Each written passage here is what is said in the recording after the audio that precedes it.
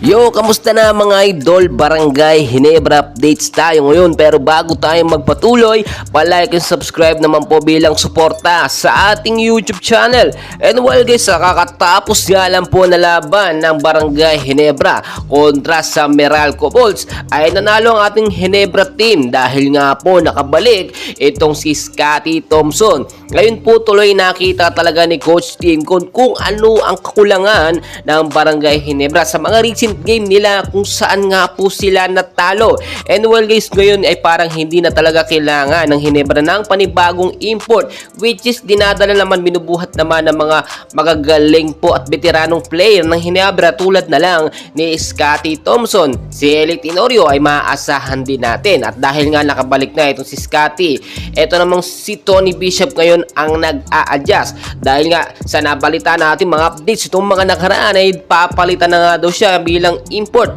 At ngayon nakita nyo sa last game nila kontra sa Meralco Bolts ay nagpakitang gilas naman itong si Tony Bishop at tila ayaw niyang mapalitan dito nga po sa Barangay Ginebra. Nabigyan pa siya ng isang pagkakataon na magpakitang gilas mulit at ipakita ang kanyang magagawa. And so far so good kapag wala talagang Scotty at yung mga veteranong player po, no, basketball player ng Ginebra ay nahihirapan ng Ginebra nating manalo sa mga laban. Do, dikit naman ang score. Sa score na 96 ang Meralco Bolts, 110 ang Barangay Ginebra. Hindi naman ganoong kalayo. Mas maganda, mas malamang pa or lumamang pa ng sobra ang Ginebra para hindi sila maabutan ng kalaban nila. And well guys, alam naman natin, no, pag may Scotty, lalo na kapag meron Justin Noype Brownlee, ay lalong mas malakas ang Ginebra natin. At dahil nga defending champion sila ngayon, sila ang tinitira ngayon ng mga kalaban. Sila ang hinahanapan ng butas dahil sa biglang paghina nga po ng Barangay Ginebra. And sa mga nagiging laban nila, pinapakita naman ng Ginebra na sila pa rin ang defending champion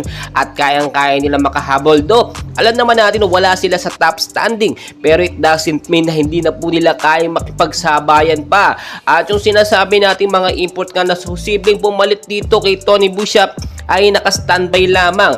If ever nga po kasi mag-fail na naman ng magandang performance or mga performance nga po nitong si Tony Bishop, ay anytime pwede siyang palitan at hanapan ng panibagong import. Napakaraming gustong mag-apply at makapasok nga po sa Barangay Ginebra dahil sa napakagandang sistema at kalakaran, pati pasahod ng Ginebra team ay sa sino gusto, kahit ibang team gusto lumipit sa Ginebra. Kaya naman yung opportunity meron kay Tony Bishop ay talagang gugustuhin ng ibang mga import. Well guys, napakarami pa nating kaganapan, no?